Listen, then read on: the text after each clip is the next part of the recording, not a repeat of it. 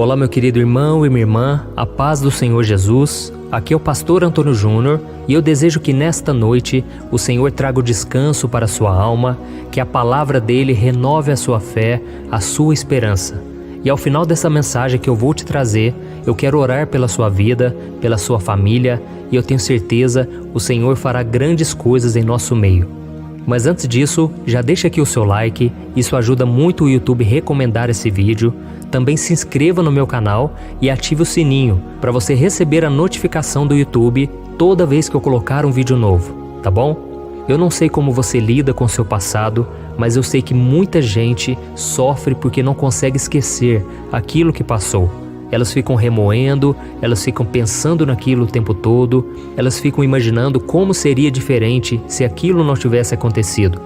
Talvez porque você foi abandonado, você foi magoado ou traído por alguém que você amava e confiava muito.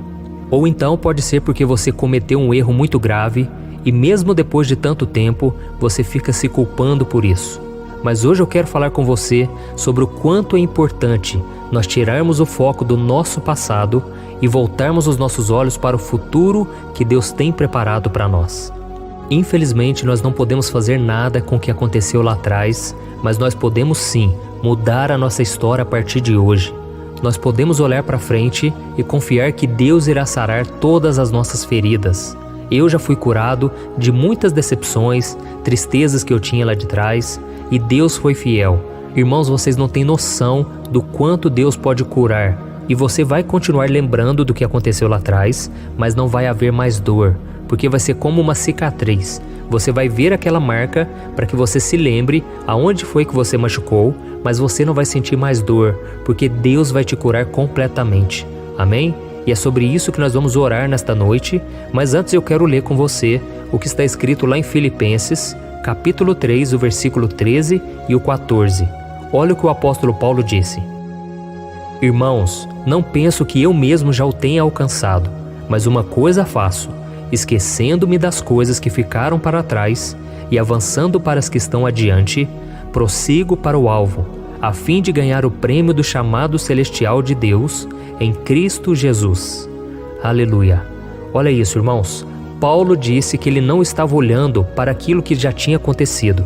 Ele estava olhando para o seu futuro com Deus. E ele nos ensina que mesmo diante de um passado traumático e um presente de mágoas, nós podemos e devemos ignorar essa dor e voltar os nossos olhos para o Senhor, para aquilo que Ele tem reservado para nós. Amém? E é muito importante nós pensarmos em quem foi Paulo. Nós sabemos que o apóstolo Paulo, ele nem sempre foi apóstolo. Ele era um homem que perseguia os cristãos. Ele entrava de casa em casa, ele arrastava as pessoas para fora, ele torturava elas, simplesmente porque elas seguiam Jesus. E ele não acreditava que Jesus era um enviado de Deus.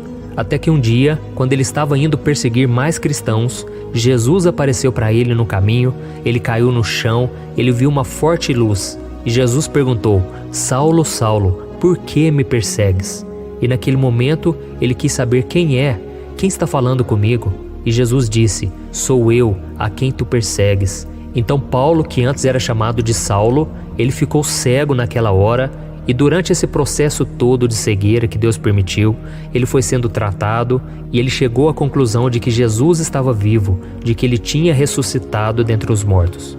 E a partir dali, Paulo começou a evangelizar, ele começou a pregar a Cristo sobre o evangelho, mas eu imagino que as dores da sua alma, daquilo que ele cometeu lá atrás, deve ter ferido muito o seu coração.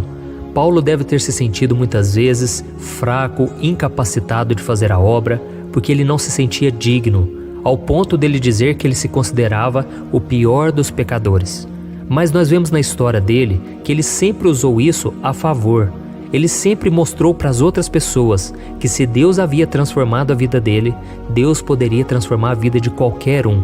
Então Paulo decidiu não olhar para trás, não ficar remoendo o que passou, por mais que fosse tão difícil e vergonhoso e humilhante para ele.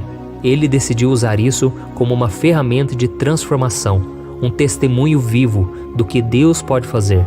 E você também, meu irmão, você que está me ouvindo agora, talvez o seu passado tenha sido marcado por pecados, por vícios, decepções. Você talvez machucou muita gente, mas use isso tudo para mostrar que Deus mudou seu coração, que Deus agora quer te usar para levar o Evangelho, para fazer coisas boas e para tentar reverter aquilo que você fez